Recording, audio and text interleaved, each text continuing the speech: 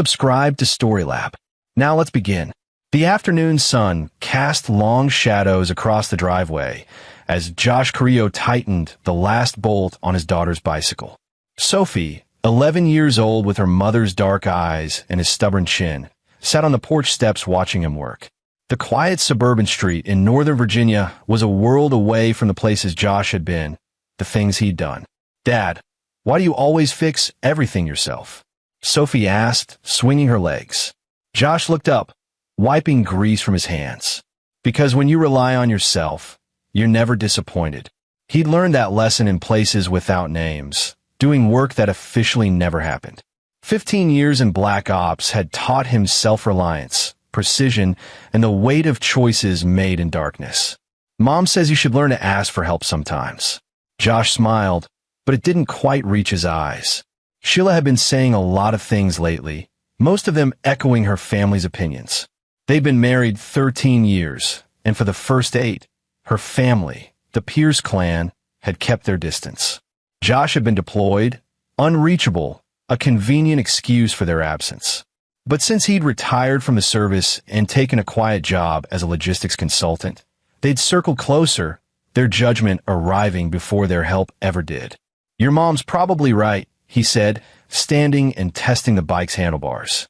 "But old habits die hard." Sophie's phone buzzed. She glanced at it, and her face darkened.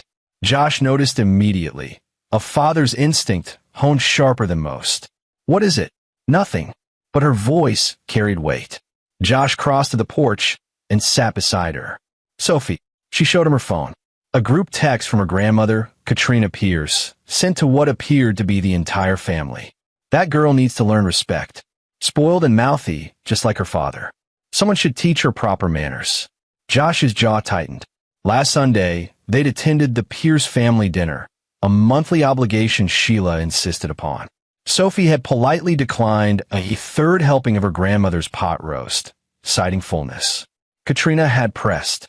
Sophie, 11 and honest to a fault, had said, "Grandma, I'm really full. I don't want to be wasteful." Apparently, honesty was disrespect in the Pierce household. "She's mad because I didn't want more food?" Sophie's eyes brimmed with confusion and hurt. Josh pulled her close. "Some people mistake honesty for rudeness because they'd rather hear lies that make them comfortable. Are you going to tell Mom?" Josh considered this. Sheila was at work. She managed a dental practice downtown and wouldn't be home for another 2 hours. Showing her this text would start a fight. Sheila, walking the tightrope between her family and her husband, had become their marriage's defining characteristic. She loved her parents, her brothers, despite their flaws. Or maybe because she'd been conditioned not to see them as flaws at all. "We'll talk to her together when she gets home," Josh decided.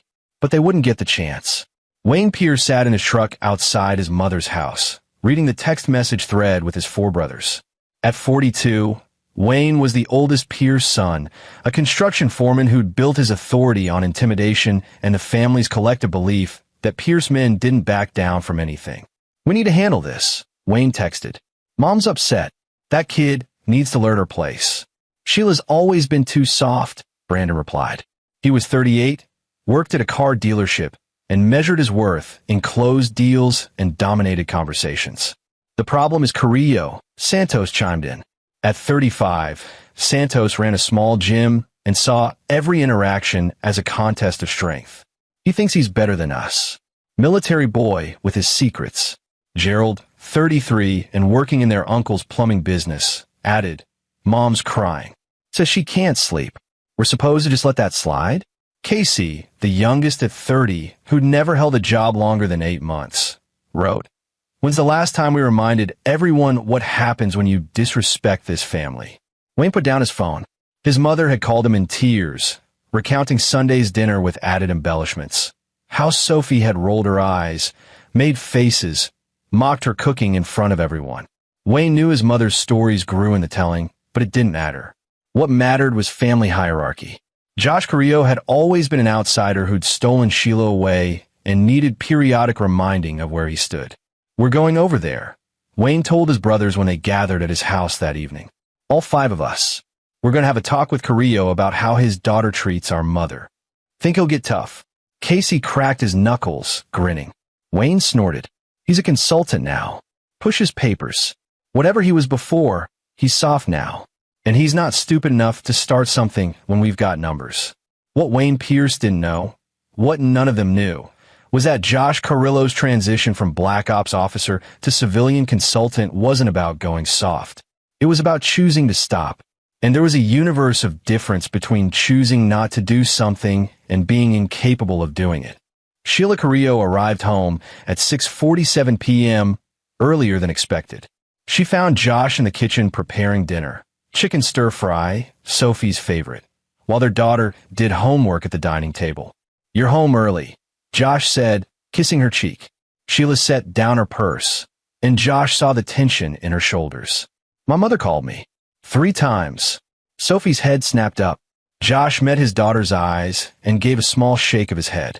"Let me handle this." "About Sunday?" Josh asked evenly. "She's very upset, Josh." Sophie hurt her feelings. Josh set down the spatula. Sophie politely declined food because she was full. "Your mother decided that was disrespectful and sent a family-wide text calling our daughter spoiled and mouthy." Sheila's eyes closed briefly. "Did you see the text?" "Sophie showed me. And you didn't think to call me? I thought we should discuss it together when you got home. Which we're doing now." Sheila looked at Sophie. "Honey, could you give us a minute?" Sophie gathered her books and retreated upstairs. Where her door closed, Sheila turned to Josh. "My mother has a right to feel hurt. Your mother manufactured hurt from nothing, so she could play victim. She does this, Sheila. She creates drama, rallies your brothers, and suddenly we're the bad guys for existing outside her control. That's not fair. What's not fair is your entire family treating Sophie like she's some kind of problem because she has the audacity to have boundaries." Sheila's phone buzzed. She glanced at it and her expression shifted. "My brothers want to come by. Tonight. They want to talk about Sunday." Josh felt something cold settle in his chest. "All of them. Wayne says it's important. Family business. Tell them no." "Josh, tell them no, Sheila. They don't get to ambush us in our home because your mother's feelings got bruised. They're my family. And we're family too." Sophie's upstairs right now, feeling guilty for eating food the exact way she was taught. Listening to her body, not being wasteful. Your family is turning a non-incident into a crisis, and you're letting them. Sheila's eyes flashed. "You've never understood my family. You've never even tried." Josh kept his voice level. "I've understood them perfectly. I've watched them steamroll you for 13 years. I've watched you shrink every time they're around. I've watched you apologize for things that aren't wrong because it's easier than standing up to them." "That's not." Her phone buzzed again. Then again. Text after text. "We're coming by at 8. This needs to be handled tonight. Be there, or we're coming anyway." Josh read the messages over her shoulder. His combat instincts, dormant but never dead, flickered to life. 5 men, coordinating, establishing a time, removing her choice in the matter. This wasn't a conversation they wanted. This was a demonstration of power. "Don't let them come," Josh said quietly. But Sheila was already typing a response, and Josh saw the familiar pattern. His wife choosing the path of least resistance, hoping compliance would buy peace. It never did. At 7:53 p.m., headlights swept across their front windows. Not one vehicle. 3 trucks, parking in a semicircle that blocked their driveway. Josh watched from the living room as all 5 Pierce brothers emerged, their body language coordinated and aggressive. "Stay upstairs with Sophie," Josh told Sheila. "Josh, please don't make this worse." He looked at his wife, saw the fear in her eyes, and felt a deep sadness.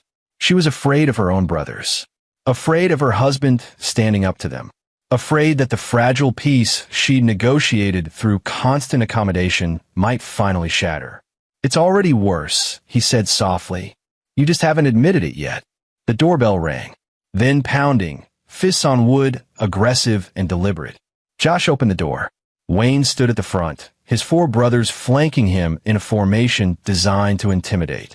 Construction workers, gym rats, men who'd spent their lives using size and numbers to get their way. "We need to talk about your daughter," Wayne said, not bothering with greeting or preamble. "No," Josh said. "We don't." Brandon pushed forward. She disrespected our mother. She declined seconds at dinner. If your mother's so fragile that courtesy wounds her, that's something she needs to work out with a professional. Wayne's face darkened. You need to watch your mouth, Carrillo. You need to get off my property. Santos stepped up onto the porch. We're not going anywhere until your daughter apologizes. Get her down here. Josh didn't move from the doorway, blocking their entry. That's not happening. We're her uncles, Gerald said. We have a right. You have no rights here. You're strangers who share DNA with my wife. Now leave. Casey laughed, harsh and ugly. Or what? You'll make us. Josh looked at each of them in turn, his expression flat and unreadable. He recognized the pattern, the escalating aggression, the testing of boundaries, the assumption that numbers guaranteed victory. They saw a 40-year-old consultant who'd gone soft. They had no idea they were standing in front of a man who'd spent 15 years in the darkest corners of the world doing things that would haunt them in their sleep. Dad! Sophie's voice came from behind him. Josh didn't turn, didn't take his eyes off the 5 men in front of him. Go back upstairs, sweetheart. They're scaring me. Wayne smirked. She should be scared. She needs to learn. Sophie, Josh said, his voice calm but carrying absolute authority. Count to 60. Out loud. Start now. What? She sounded confused. Trust me. Count to 60. Start now. 1. Sophie's voice wavered. 2, 3. Josh stepped onto the porch, pulling the door shut behind him, and the 5 Pierce brothers made their fatal mistake. They smiled, thinking he just made himself vulnerable. Wayne reached for Josh's collar. Now we're going to teach you about respect. Josh's hand moved faster than Wayne's brain could process. He trapped Wayne's wrist, rotated it inward with precise leverage, and drove his palm into Wayne's elbow. The joint hyperextended with a wet pop. Wayne's knees buckled from the pain, and Josh's knee came up to meet his descending face. Cartilage crunched. 7, 8, 9. Brandon charged from the left.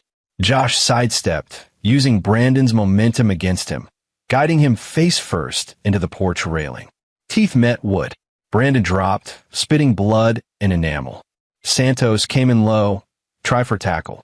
Former high school wrestler, probably. Josh brought his elbow down on Santos's spine, targeting the nerve cluster at C7. Santos's arms went numb. A knee to the floating ribs finished it. Something cracked. 15, 16, 17. Gerald and Casey rushed together, thinking coordination would help. Josh swept Gerald's lead leg, sent him sprawling, then caught Casey's punch mid-swing. He broke Casey's ring finger backward, then his pinky, then drove his forehead into Casey's nose. Casey went down screaming. Gerald was trying to rise. Josh's boot found his kidney. Gerald curled into a ball, vomiting. 28, 29, 30. Wayne was still on his knees, cradling his ruined arm, face a mask of blood. Josh grabbed him by the hair and dragged him close. You came to my house, threatened my daughter. That was your mistake. Brandon stirred, trying to crawl away. Josh stepped on his hand, grinding down until something crunched. Brandon shrieked. 42, 43. Santos was gasping, struggling to breathe with cracked ribs. Gerald was still vomiting. Casey clutched his broken fingers, whimpering. Josh methodically moved between them, ensuring each was thoroughly incapacitated. Not killing blows, he'd left that life behind, but enough to make the message unmistakable. This wasn't a fight. This was a lesson. 57, 58, 59. Josh knelt beside Wayne, who was semi-conscious, moaning. You tell your mother this. My daughter is off limits. My wife is off limits. This family is off limits. You come near us again, and I'll finish what I started. 60. The door opened. Sophie stood there, her eyes wide, taking in the scene. 5 grown men scattered across the porch and yard, broken and bleeding. Her father, not even breathing hard, without a mark on him. Which one scared you the most? Josh asked gently. Sophie pointed at Wayne without hesitation. Josh grabbed Wayne by the back of his collar and dragged him across the lawn toward the garage. Wayne tried to resist, but his broken arm and shattered nose had drained his fight. Josh opened the garage door, pulled Wayne inside, and hit the button to close it. Sheila stood in the doorway, her face pale, phone in her trembling hand. Josh, what are you? Call them an ambulance, Josh said calmly. Then call your mother. Tell her this ends now. Inside the garage, Wayne Pierce was about to learn exactly what happened when someone threatened a Black Ops officer's child. And Josh was going to make absolutely certain the lesson stuck. The fluorescent lights in the garage buzzed overhead. Wayne Pierce sat slumped against Josh's workbench, blood dripping from his shattered nose, his right arm hanging at an unnatural angle. His eyes tracked Josh with a mixture of pain and growing fear. Josh pulled over a metal stool and sat down, maintaining comfortable distance. Not interrogation posture. He'd done enough of those to know the difference. This was something else entirely. 38, Josh said quietly. Wayne blinked, confused. What? Confirmed kills. That's my count from 15 years in black operations. Those are just the confirmed ones. Josh leaned forward slightly. Do you know what Black Ops means, Wayne? Wayne said nothing, his breathing shallow. It means I was the person the government sent when they needed someone eliminated but couldn't officially acknowledge it. Terrorists. War criminals. People who thought they were untouchable. Josh's voice remained conversational, almost gentle. I was very good at my job. You can't. Wayne's voice cracked. You can't kill me. You go to prison. You think I'd kill you? Josh shook his head. Wayne, killing you would be mercy compared to what I could do. In prison. He smiled, but it didn't reach his eyes.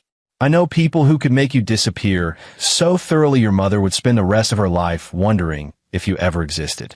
But that's not going to happen, because I chose to leave that life behind when Sophie was born. Wayne's eyes darted toward the garage door. They can't hear us, Josh said. Soundproofing. I like to work late without disturbing the neighbors. He stood and walked to his tool cabinet, opening it to reveal not just tools, but other items carefully organized. Zip ties, duct tape, items that had no innocent explanation for their quantity and placement. What are you going to do? Wayne whispered. Josh closed the cabinet. I'm going to give you a choice. Because unlike you, I believe in choices. He returned to his stool. Choice 1.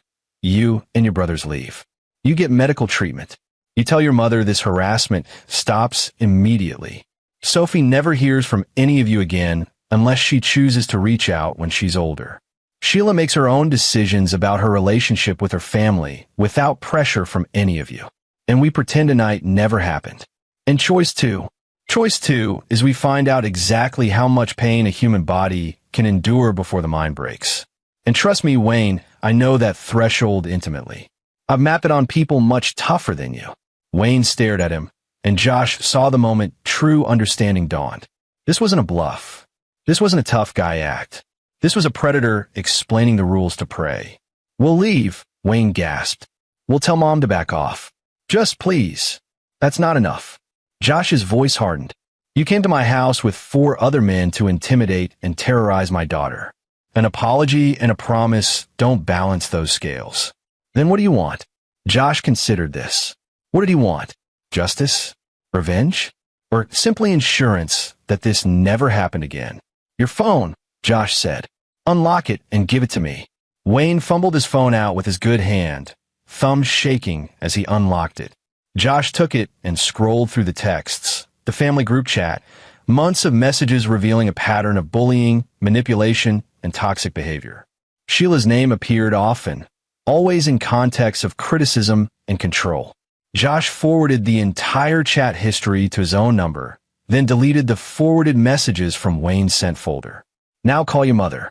Speakerphone. Wayne hesitated. Josh picked up a hammer from the nearby workbench and tapped it against his palm. Not a threat, just a reminder. Wayne called. Katrina Pierce answered on the second ring. Wayne? Where are you? Did you handle it? Mom. Wayne's voice shook. There's a problem. What kind of problem? Carrillo. Wayne looked at Josh, who nodded encouragingly. Mom, we need to leave them alone. Sophie, Sheila, all of them. We need to just back off. What are you talking about? You're 5 grown men. Did you let him scare you? Josh held up one finger, then snapped it sharply. The crack echoed in the garage. Wayne flinched. Mom, please. Just trust me. This needs to stop. The texts, the drama, all of it. Wayne Christopher Pierce, you listen to me. Josh reached over and ended the call. He looked at Wayne for a long moment, then made a decision. Here's what's going to happen. You're going to text each of your brothers and your mother from your hospital bed. You're going to tell them you slipped on my porch, the 5 of you tried to catch each other, and it turned into a domino effect. Freak accident. Embarrassing. You're going to insist everyone just forget about it. They won't believe.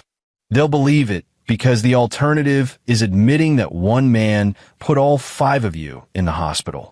And your pride won't allow that story to spread, will it? Wayne shook his head slowly. Good. Now about insurance. Josh pulled out his own phone and began recording video. State your name and what you came here to do tonight. What? No. Josh picked up the hammer again. My name is Wayne Pierce. Wayne said to the camera. We came to Josh Carrillo's house to threaten his daughter and force an apology. We talked about scaring her, teaching her a lesson. All 5 of us agreed to it. And why did you target an 11-year-old child? Because our mother was upset. Because we wanted to show Carrillo he couldn't stand up to us. And do you understand now that you were wrong? Yes. Say it clearly. We were wrong. We threatened a child. We came to intimidate and scare her. It was wrong. Tears streamed down Wayne's face, mixing with the blood. Josh stopped recording and saved the file to a secure cloud account. This video stays private unless you or your family ever come near us again. Clear. Clear. One more thing. Josh crouched down to Wayne's level. You need to understand something about me. I didn't just work in Black Ops. I was recruited because I have a particular skill set. I can read people. I can predict behavior. I know, for instance, that you're thinking about coming back at me later. Maybe not physically, but through lawyers or police or some other angle. Wayne's eyes widened slightly. Confirmation. Don't, Josh said simply, because I've already thought through every move you might make, and I have countermoves planned for all of them. The texts I copied from your phone, they show a pattern of harassment. The video I just recorded, confession to conspiracy to threaten a minor. My security cameras caught all 5 of you arriving with aggressive intent. My neighbors saw and heard the commotion. And if we go legal, I have documentation of every time your family has harassed mine for 13 years. Josh stood. You lose every version of this fight, Wayne. The only way you win is by walking away and never looking back. He opened the garage door. The ambulance was pulling up, lights flashing. Sheila stood on the porch, phone still in hand. The other 4 Pierce brothers were scattered across the lawn where they'd fallen, being attended to by 2 paramedics who'd arrived first.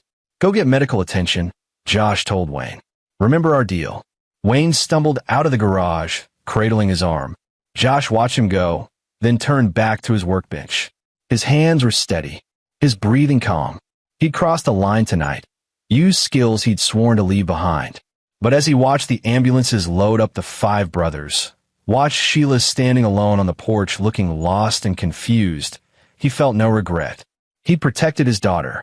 Whatever came next, he'd handle it the same way he'd handled everything else since leaving the service, with precision, planning, and the absolute certainty that when it came to Sophie's safety, he had no limits. The hospital waiting room at Fairfax Medical Center smelled like antiseptic and burnt coffee. Katrina Pierce sat rigid in an orange plastic chair, her face a mask of fury barely contained by her position as concerned mother. Her daughter Sheila sat 3 chairs away, the physical distance reflecting the chasm that had opened between them in the past 3 hours. This is insane, Katrina hissed. 5 men don't just collapse in a domino effect. I want to press charges. Against who, mother? Sheila's voice was flat, exhausted. Wayne already told the police it was an accident. They all did. Because they're afraid. Your husband threatened them. A nurse appeared. Mrs. Pierce, you can see your sons now. They're in rooms 214 through 218. Katrina stood immediately. Sheila remained seated. Aren't you coming? Katrina demanded. No, these are your brothers. These are grown men who showed up at my house to intimidate my 11-year-old daughter. Sheila looked up, and her eyes held something Katrina had never seen before. Clarity. I spent 3 hours replaying that group text. The one where Wayne organized this. Where Casey suggested reminding everyone what happens when our family is disrespected. Where Santos said he'd make sure Josh stayed out of it. Katrina's face paled slightly. You weren't supposed to see that. Josh showed me. The full thread. Months of it. Sheila stood. Do you know what I saw? My family calling my husband an outsider. Calling my daughter spoiled. Planning to handle them like they were problems to be solved instead of people to be loved. We were trying to help you. Help me? By terrorizing my child? By treating my husband like he's something you need to put in his place. Sheila's voice rose. Several people in the waiting room turned to look. I have spent 13 years trying to keep peace between you and Josh. 13 years of making excuses, smoothing things over, pretending your constant criticism was just concern. And tonight you sent my brothers to my house like some kind of enforcement squad.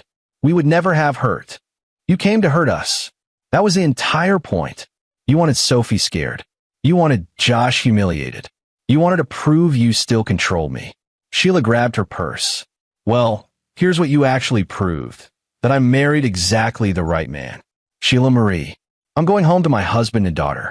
When you're ready to apologize, really apologize, not the performance apology where you're the victim, you can call. Until then, stay away from my family. Sheila walked out of the hospital, and for the first time in her adult life, she didn't look back to see if her mother approved. Josh found Howard Bradley at his usual spot, a corner booth at Murphy's Bar, nursing a whiskey and reading a paperback thriller. Howard looked up as Josh slid into the opposite seat, took in his friend's expression, and set down his book. That bad? Howard asked. Josh and Howard had served together in a unit that officially didn't exist. Howard had been the team's tactical analyst, the guy who planned operations with such precision they'd earn a reputation for being ghosts.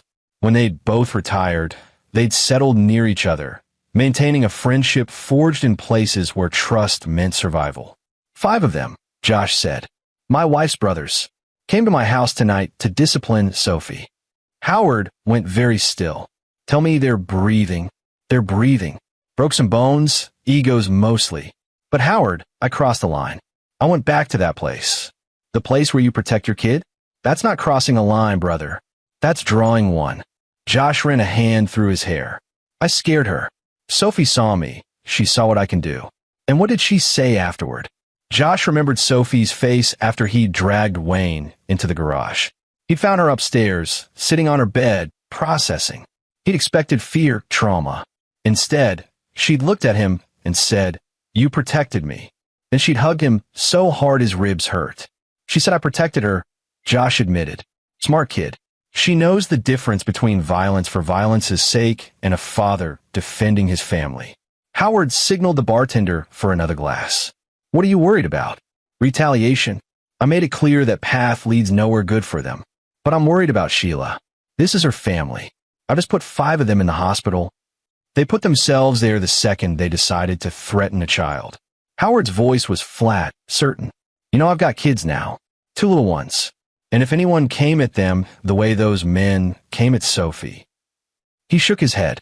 I'd have done the same. We both know I'd have done worse. The bartender delivered the glass. Howard poured 2 fingers of whiskey and slid it to Josh. Here's what you need to understand, Howard said.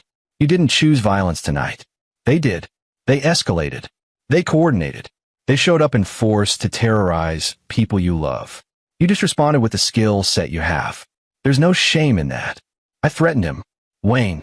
I took him into my garage, and I made it very clear what I'm capable of. Good. Because now he knows. Now they all know. And they'll never forget. Howard raised his glass to drawing lines in the sand and having the spine to defend them. Josh clinked his glass against Howard's, but didn't drink immediately. I recorded a confession. Threatened to release it if they come back. That's blackmail. That's insurance. There's a difference. Is there? Josh, you spent 15 years operating in moral gray zones for your country. You made impossible choices in impossible situations. But you know what you never did? You never crossed into casual cruelty. You never hurt anyone who didn't deserve it. And tonight, 5 grown men came to hurt your daughter. In what universe do you not defend her with everything you have? Josh finally took a sip of whiskey, letting it burn away some of the tension. Sheila's at the hospital right now. With them. Near them. I don't know if she's supporting them or confronting them. My money's on confronting. Your wife's tougher than you give her credit for. She just needed to see the stakes clearly. Josh's phone buzzed. A text from Sheila. Coming home. We need to talk. That sounds ominous, Howard observed. Everything with her family is ominous. Josh stood, leaving cash on the table. Thanks for the perspective. Anytime. And Josh, if this escalates, if they're stupid enough to push back, you call me. I'm retired, but I'm not useless. Josh nodded and left, driving through familiar streets toward a home that felt different now. He'd revealed himself tonight, not just to the Pierce family, but to his daughter and wife. They'd seen glimpses of who he'd been, what he was capable of. The question was whether they could still see the man he was trying to be. When he pulled into the driveway, Sheila's car was already there. Lights on in the living room. Josh sat in his truck for a moment, gathering himself, then went inside. Sheila sat on the couch, still in her work clothes, her face unreadable. Sophie was presumably upstairs, asleep or pretending to be. How are they? Josh asked, remaining standing. Broken. Scared. Humiliated. Sheila looked up at him. Wayne has a shattered nose, dislocated elbow, and 3 cracked ribs. Brandon lost 2 teeth and has a severe concussion. Santos can barely breathe. Gerald and Casey are in marginally better shape, but not by much. I know. The doctor said whoever did this knew exactly where to strike for maximum damage with minimal permanent injury. Like they were trained. Josh said nothing. Were you? Sheila asked. Trained to do this? Among other things, yes. Sheila's hands twisted in her lap. I read the texts. The full group chat you forwarded to my phone. I saw what they planned. I saw how they talked about you, about Sophie, about me. Her voice cracked slightly. I saw my family for what they really are. Sheila, let me finish. She stood, faced him. I spent 13 years thinking I could bridge the gap. That if I just explained you to them, explained them to you, everyone would find common ground. I was wrong. They never wanted common ground. They wanted control. They're still your family. And you're my husband. Sophie's my daughter. When did I start thinking those bonds were negotiable? Tears slid down her face. They came to our home, Josh. They came to scare our little girl. And I almost let them in. I almost helped them do it because I'm so conditioned to keep the peace with them. Josh crossed to her, pulled her into his arms. She clung to him, shaking. I'm so sorry, she whispered. I'm so sorry I let it get this far. You didn't do this. They did. But I enabled it. Every time I made excuses for them, every time I asked you to just let something go, I enabled it. She pulled back, looked him in the eyes. I told my mother to stay away from us. From all of us. Until she can apologize and mean it. How did she take that? About as well as you'd expect. But I don't care anymore. I'm done caring more about their feelings than my family's safety. Upstairs, a door opened and closed. Footsteps on the stairs. Sophie appeared, wearing her pajamas, her face uncertain. Is everything okay? She asked. Sheila opened her arms, and Sophie ran to her. They held each other while Josh watched, feeling the tight knot in his chest finally begin to loosen. Everything's going to be okay, Sheila told their daughter. Better than okay. Because from now on, we protect each other. All of us. No matter what. Sophie looked at Josh over her mother's shoulder. Dad, you were really scary tonight. I know. I'm sorry you had to see that. Don't be sorry. You were like a superhero. Like the heroes in movies, except real. She bit her lip. But those were my uncles. Does that make me bad for being glad you stopped them? Josh knelt down to her level. No, sweetheart. It makes you honest. They came here to hurt you. You're allowed to be glad that someone stopped them. Will they come back? No, Josh said with absolute certainty. They won't. Promise? I promise. And he meant it. Because Wayne Pierce and his brothers now understood something fundamental. Some lines, once crossed, can never be uncrossed. They'd come for his daughter, thinking numbers made them strong. They'd learned that true strength wasn't about size or numbers. It was about what you were willing to do to protect what mattered most. The Pierce family would recover. Their bones would heal, their pride would scab over, and eventually they'd spin the story in whatever way let them sleep at night. But they'd never forget the 60 seconds it took for Josh Carrillo to end their threat and teach them a lesson about consequences. Josh looked at his wife and daughter, both of them safe, Both of them finally free from the shadow of toxic family dynamics, and felt something he hadn't felt in years. Peace. Not the fragile peace of avoidance and appeasement, but the solid peace of clear boundaries and the will to defend them. Whatever came next, they'd face it together, as a family, and that was worth any price he'd had to pay. 3 days passed. The Pierce brothers were released from the hospital in stages. Casey and Gerald first, then Santos, and finally Wayne and Brandon. Katrina Pierce called Sheila 17 times. Sheila answered none of them. On the 4th day, Josh answered a knock on his door to find Oliver Wyatt standing on his porch. Oliver was 52, gray-haired, and held the kind of calm authority that came from 2 decades as a family therapist. He was also Sheila's therapist, and his presence was a surprise.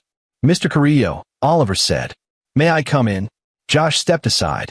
They settled in the living room, and Oliver got straight to the point. "Sheila asked me to speak with you, separately from her sessions. She's processing a lot right now, and she thought it might help for you to have someone objective to talk to." "I'm not big on therapy," Josh said. "I'm not here as your therapist. Think of me as a neutral observer with professional insight." Oliver leaned back. "I've worked with Sheila for 2 years. I've heard about her family dynamic, the pressure, the control.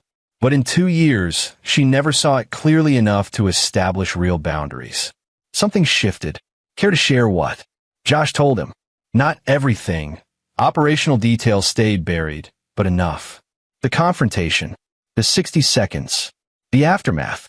Oliver listened without interrupting, then sat quietly for a moment. "You know what's interesting?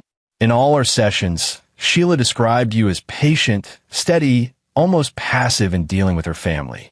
She saw your restraint as acceptance." It was, Josh said, until they threatened Sophie. Exactly. And that's what changed everything for Sheila. She finally saw the difference between choosing not to act and being unable to act.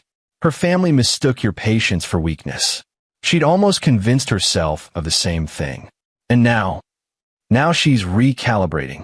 She's dealing with guilt, feeling like she should have protected Sophie from this dynamic years ago. She's dealing with anger at her family. And she's dealing with fear about what your response means. Fear of me, fear of herself. Fear that she needed violence to finally wake up. Fear that she's failed as a mother and wife. Oliver met Josh's eyes. But under all that, there's relief. Because for the first time in her adult life, she's free from their control. And that's terrifying because she doesn't know how to exist without managing their expectations. Josh absorbed this. What do I do? Be patient. Be present. And don't apologize for protecting your daughter. Sheila needs to know you don't regret what you did, because if you regret it, it validates her old belief that accommodation was the right path. "I don't regret it." Then make sure she knows that. Not defensively, not apologetically, just clearly. Oliver stood. "One more thing. Sheila mentioned you have security cameras. The footage from that night, keep it secure. I have a feeling you might need it." "Why?" "Because from what you've told me about Katrina Pierce, this isn't over. She's lost control of Sheila, lost the power dynamic she's maintained for years. People like that don't just accept defeat. They escalate in different ways." Oliver left, and Josh considered his words. The old tactical part of his brain was already running scenarios, anticipating moves. He pulled up his laptop and reviewed his security footage. The cameras had caught everything. The Pierce brothers arriving in coordinated aggression, their body language threatening, Wayne's reach for Josh's collar. Then the 60 seconds. Josh watched himself move with the fluid efficiency of muscle memory. Each strike precise, economical. No wasted motion. No excessive force beyond what was necessary to neutralize the threats. He backed up the footage to 3 separate cloud services and an encrypted drive. Then he made a call. "Whitmore Law," answered a crisp voice. "This is Josh Carrillo. I need to speak with Jennifer Whitmore." One moment. Jennifer Whitmore had handled his security clearances during his transition out of service. She knew what he'd done, where he'd been, and she specialized in protecting people who'd served in the shadows. "Josh," Jennifer's voice came on the line. "It's been 3 years. What do you need?" "Legal insurance. I had a situation involving my daughter and some family members. I need documentation and preparation in case it goes legal. Tell me everything. Josh did. Jennifer listened, asked pointed questions, and when he finished, she was silent for 5 seconds. They threatened a minor child, she finally said. You responded with proportional force to eliminate an immediate threat on your property. You have security footage, text messages showing premeditation on their part, and medical records showing you controlled your response to avoid lethal or permanently disabling injuries. That's the situation. If they sue or press charges, we'll destroy them in court. But Josh? They won't, because any legal action opens them up to discovery. Those texts would become public record. The video of their confession would be admissible. They'd have to explain why 5 grown men coordinated to confront a child. So I'm covered. Legally? Yes. But watch for other moves. False CPS reports. Defamation. These situations rarely end cleanly when family's involved. I'm already watching. I know you are. Call me if anything develops. Josh hung up and found Sheila in the doorway. You called Jennifer? Preparation. Oliver thinks your mother might escalate. He's probably right. Sheila came and sat beside him.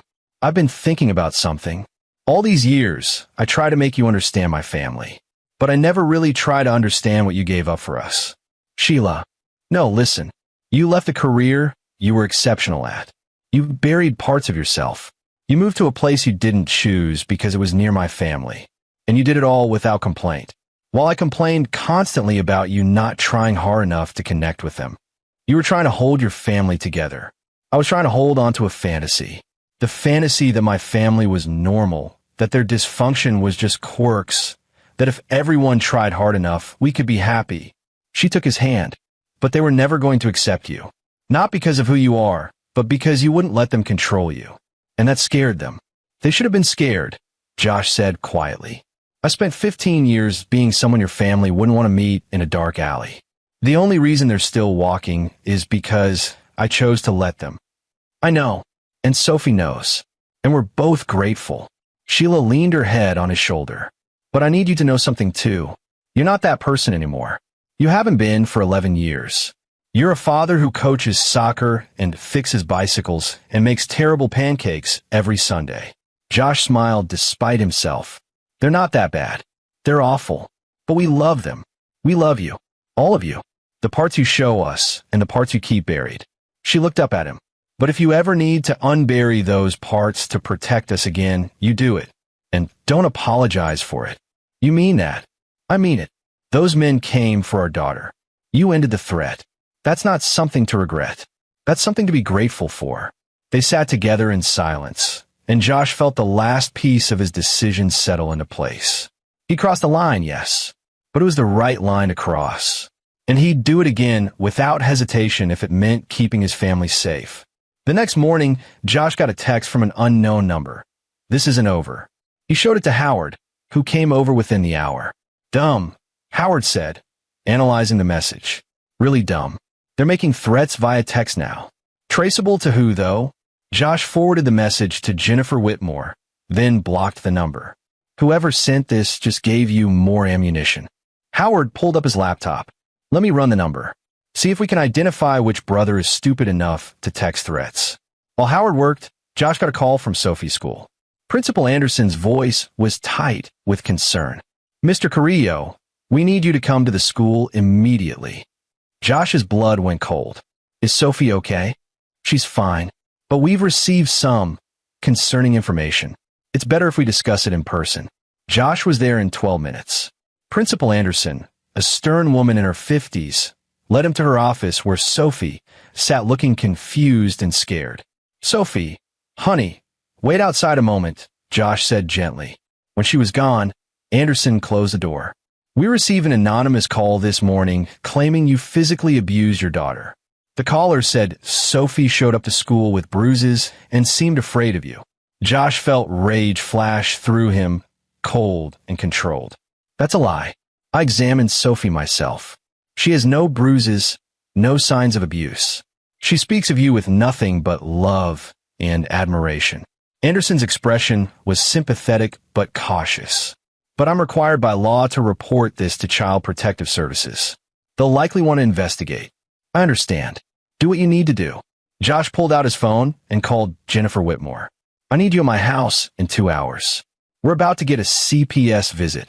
When CPS investigator Sarah Chun arrived, she found Josh's home spotlessly organized, Jennifer Whitmore present, and complete documentation ready. Medical records, security footage, school records, character references. This is unusual, Sarah admitted, reviewing the materials. Most families aren't this prepared. Most families aren't being targeted by vindictive relatives, Jennifer said smoothly. We have evidence showing Mr. Carrillo's in-laws coordinated a campaign of harassment culminating in a threat to his minor daughter. The anonymous call to the school fits the pattern. Sarah interviewed Sophie separately. The girl was honest, articulate, and clearly adored her father. She showed no signs of fear or deception. Mr. Carrillo, Sarah said as she prepared to leave, I'm closing this case as unfounded. But I recommend you document everything. If this pattern continues, it could constitute harassment. Already doing that, Josh assured her. After Sarah left, Jennifer turned to him. This is what I meant. They can't touch you legally, so they're going after you sideways. Expect more of this. That night, Josh found a brick through his living room window. Wrapped around it was a note. You'll pay for what you did. He didn't call the police. Instead, he called Howard. It's time, Josh said simply. Time for what? Time to end this properly. No more reacting. We're going proactive. Howard smiled. Now you're speaking my language. What's the plan? Josh looked at the brick, the broken glass, the escalating pattern of harassment, and made his decision. The Pierce family wanted war. They'd forgotten who they were fighting. It was time to remind them. Josh Carrillo sat in Howard Bradley's basement office, surrounded by computer monitors displaying various data streams. Howard had spent 2 days gathering information, and now they were ready to plan. Here's what we know, Howard said, pulling up files. Wayne Pierce has been texting his brothers from his hospital bed, coordinating. They've decided you got lucky, and they need to respond to save face. Let me guess. They can't come at me directly because they're afraid. Bingo. So they're using proxies and indirect methods. The anonymous call to Sophie's school? That was from a burner phone purchased by Casey Pierce. We have security footage of him buying it.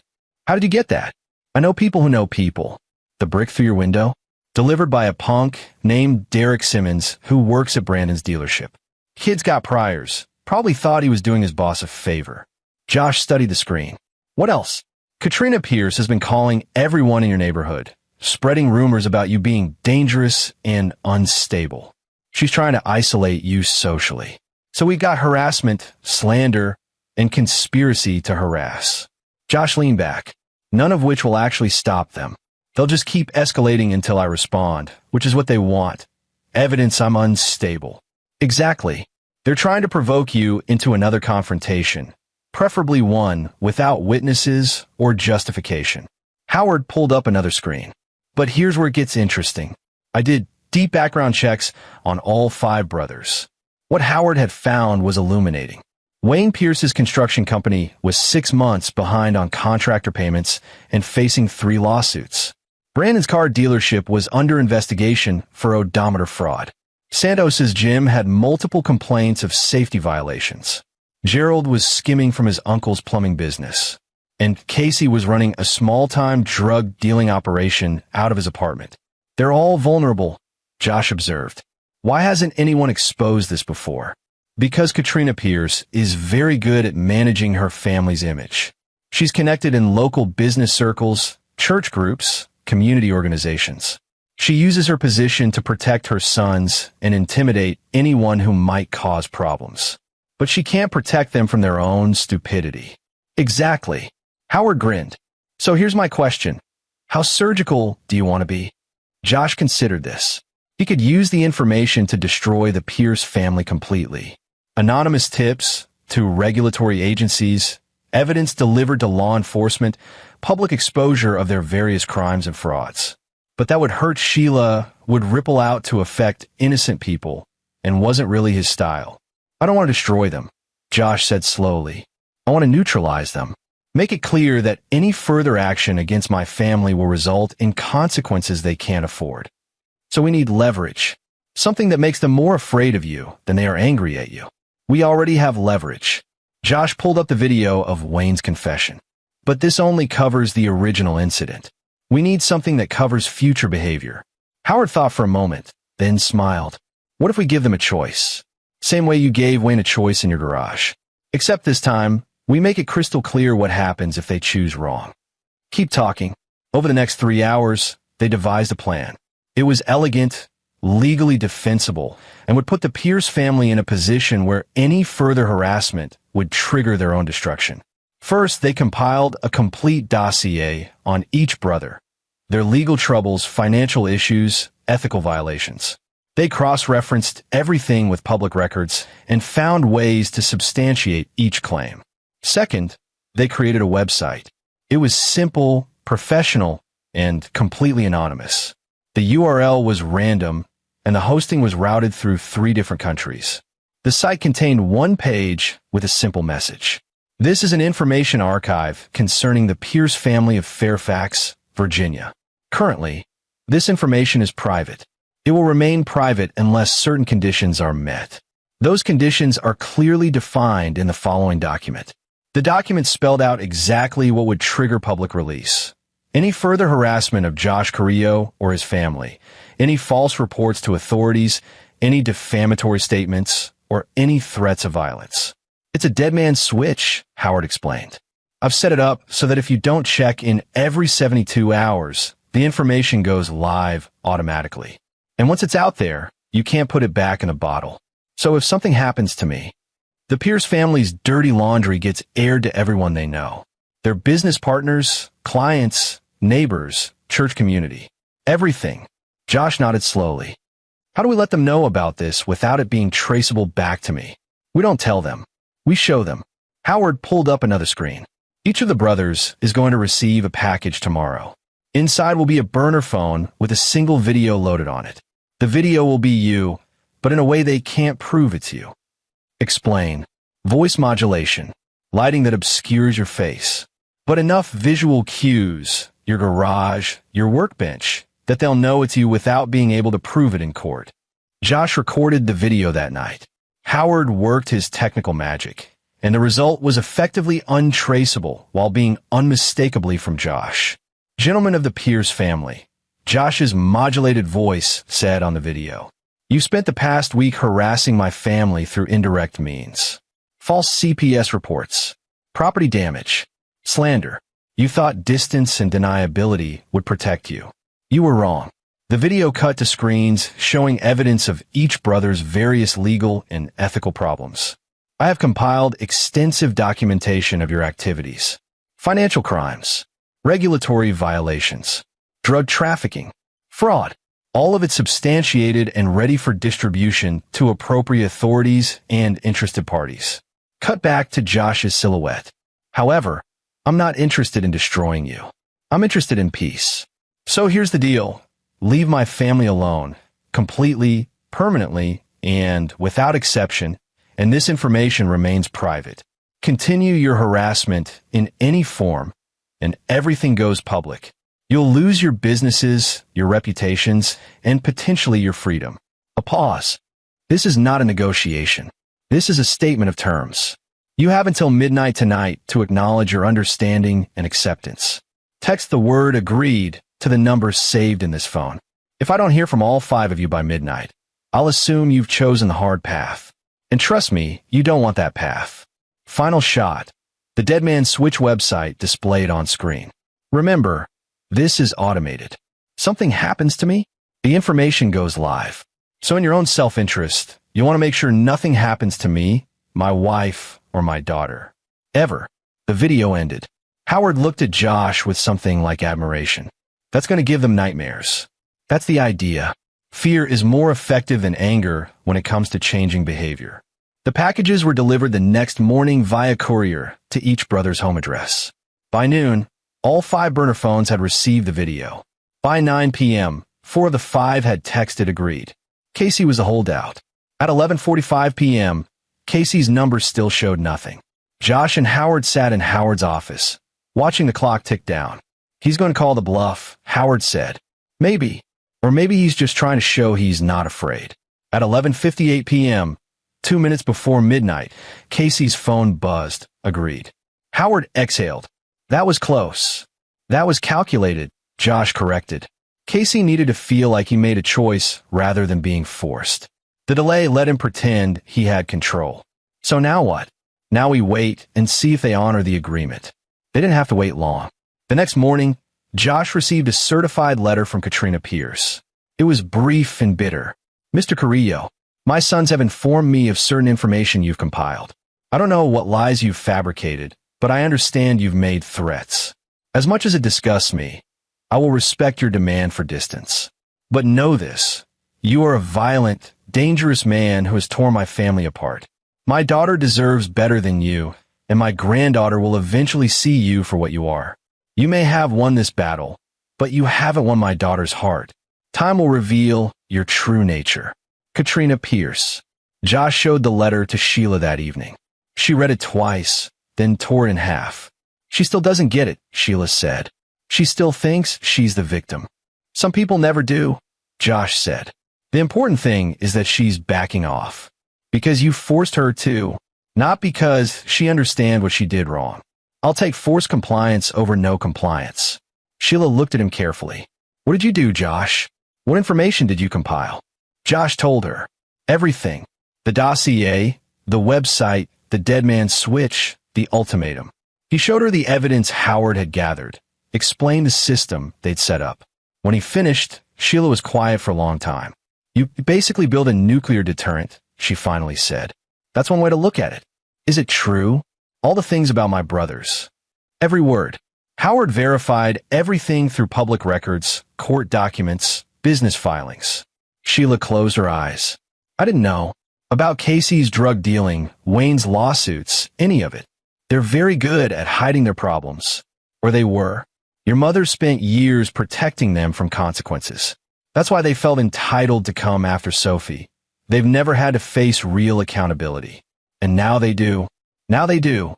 Sheila looked at the torn letter, then at Josh. Part of me wants to feel bad for them. They're my brothers, my mother. But mostly I just feel relieved. Is that wrong? It's honest. And there's nothing wrong with being relieved that people who hurt you are finally being held accountable. Will this really keep them away? As long as they believe the consequences of breaking the agreement are worse than the cost of following it, yes. And if they don't believe it, Josh's expression hardened. Then they'll find out I wasn't bluffing. And that's a lesson I guarantee they only need to learn once. 2 weeks passed. The Pierce family maintained absolute radio silence. No calls, no texts, no drive-bys. It was as if they'd ceased to exist in Josh's life. Sophie's school reported no further anonymous complaints. The neighborhood gossiped that Katrina had been spreading dried up. Even the family group chat that had caused so much trouble went silent. Howard had confirmed it was deleted entirely. Life returned to something approaching normal. Josh went to work, coached Sophie's soccer team, took Sheila out for their first real date in months. The constant low-level stress that had defined their family dynamic for 13 years began to fade. But Josh stayed vigilant. He checked the dead man's switch system daily, reviewed his security footage, kept tabs on the Pierce family's activities through Howard's discreet monitoring. You think he'll try again? Sheila asked one night, watching him review camera feeds. I think they're learning a new pattern, Josh said. Their old pattern was escalation and intimidation.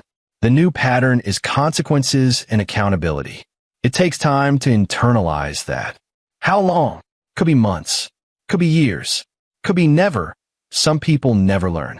And if they never learn, then they trigger the switch and destroy themselves. It's out of my hands at that point.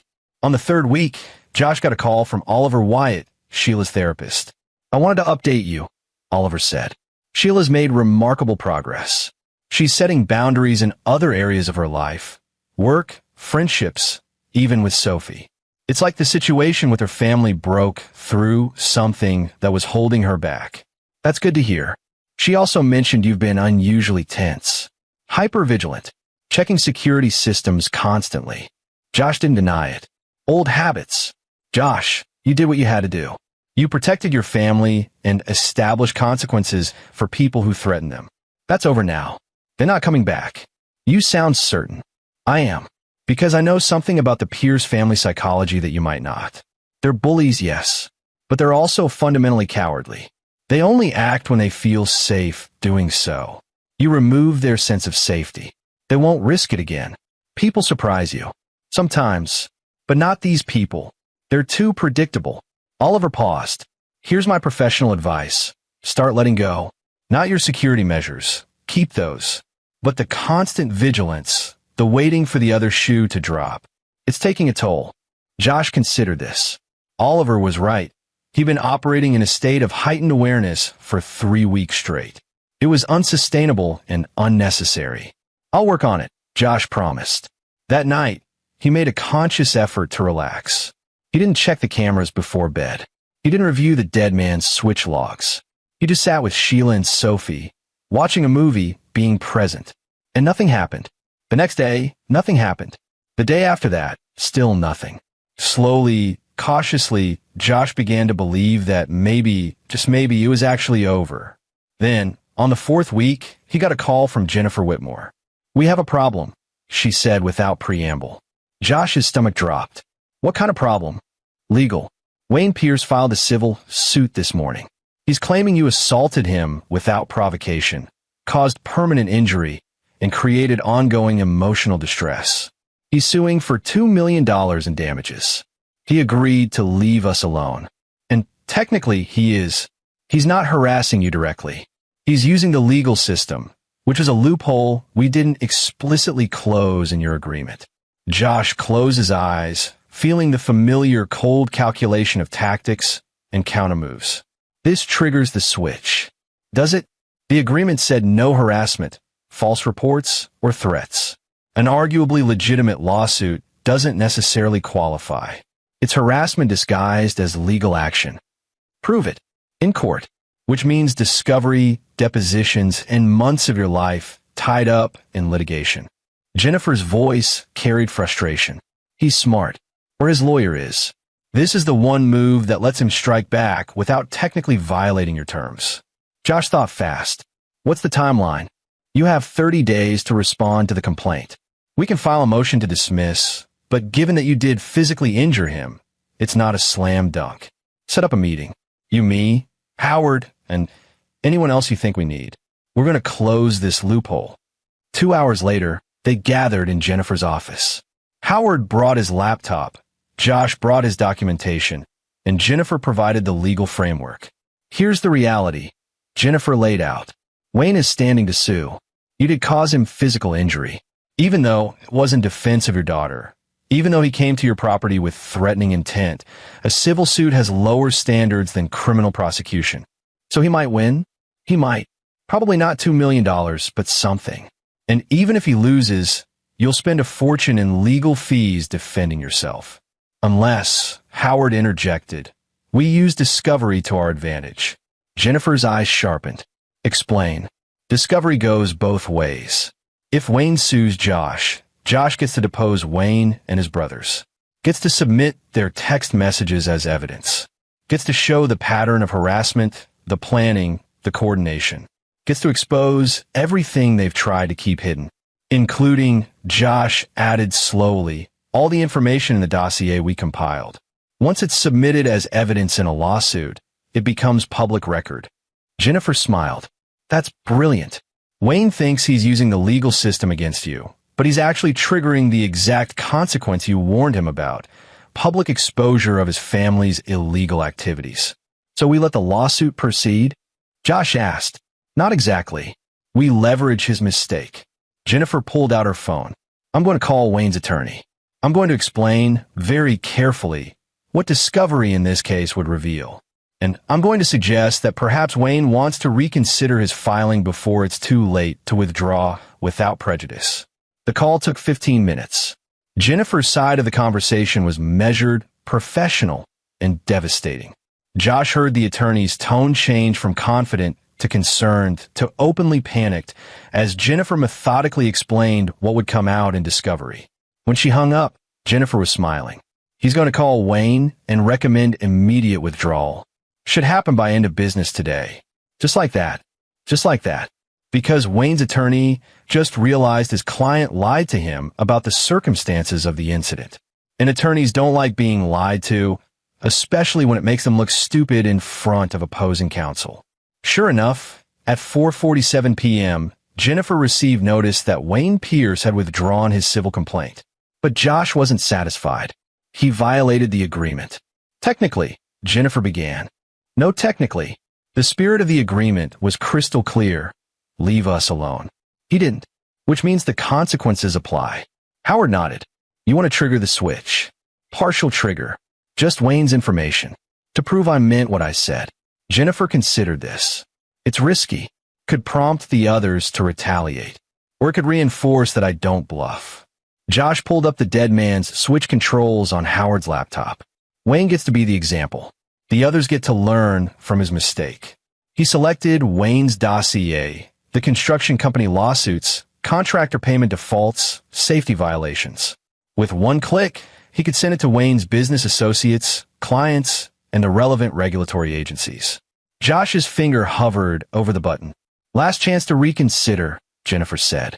Josh thought about Sophie, about the fear on her face when her uncles had shown up at their door. Thought about the weeks of harassment, the CPS investigation, the brick through his window. Thought about Wayne's smug assumption that the legal system would let him strike back without consequences. He clicked. Within hours, Wayne's business inbox was flooded with questions. His clients started canceling contracts. His subcontractors demanded immediate payment. A state regulatory agency opened an investigation into multiple safety violations. Wayne's construction company, already teetering on the edge of bankruptcy, collapsed within a week. Josh received a text from an unknown number 2 days after Wayne's business failed. You destroyed him. Josh recognized the writing style, Casey. He replied, he destroyed himself. I just made sure the truth came out. Tell the others, the agreement stands. Honor it, or you'll join him. No response came, but Josh knew the message had been received. That night, he gathered Sheila and Sophie for a family meeting. I need to tell you both something, he began. Wayne tried to sue me. I responded by exposing his business violations. His company failed because of that. Sophie's eyes widened. Sheila's hand found Josh's. I need you both to understand what this means, Josh continued. I've drawn a line in the sand. Your family, he nodded to Sheila, the Pierce family, can never cross that line again. If they do, there will be consequences. Not violence. Not threats. Just truth. Just accountability. Is that wrong? Sophie asked. Some people would say it is. They'd say I should have let the lawsuit proceed, defended myself in court, taken the high road. But the high road didn't protect us before, Sheila said quietly. Being nice and accommodating just made them think they could do whatever they wanted. Exactly. So I want you both to understand. I'm not the bad guy here. But I'm also not going to be the nice guy who lets people hurt us without consequence. I'm just going to be the guy who protects his family. Period. Sophie thought about this, then nodded. Like in your garage, when you told me to count to 60. Like that. I like the counting, Sophie said. It made me feel safe. Like you had everything under control. Josh pulled her into a hug. I will always have you under control. Both of you. That's my job as your dad and husband. And I'm very, very good at my job. Over Sophie's head, his eyes met Sheila's. She mouthed 2 words, thank you. Josh nodded. Because this moment of peace, of safety, of a family finally free from toxic control, this was what he'd been fighting for all along. The Pierce family would never bother them again. They'd learned their lesson the hard way. Josh Carrillo was not a man to be trifled with. He'd given them chances, offered them off-ramps, made the consequences clear. They'd chosen to ignore those warnings. Now they'd spend the rest of their lives living with the results. And Josh would spend the rest of his life protecting the 2 people who mattered most with whatever tools and skills he possessed. Because that's what fathers do. That's what husbands do. They protect. Always. 3 months later, the spring afternoon was warm, and Sophie's soccer team had just won their playoff game. Josh stood on the sidelines with the other parents, cheering as the girls celebrated. Sheila arrived late from work, jogging across the field to join them. Did we win? She asked, breathless. 3-2. Sophie scored the winning goal. They watched their daughter jump and laugh with her teammates, pure joy on her face. No fear, no weight of family drama, just a kid being a kid. I heard from my mother yesterday, Sheila said quietly.